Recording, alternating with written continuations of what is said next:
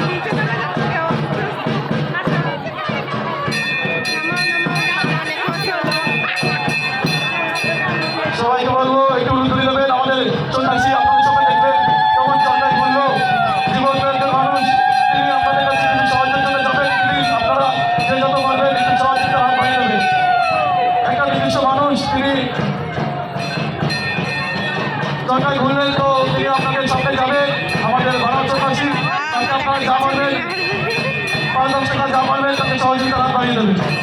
আমরা আমাদের হরিশপুর যুব গোষ্ঠীর পক্ষ থেকে এই আশা রাখছি।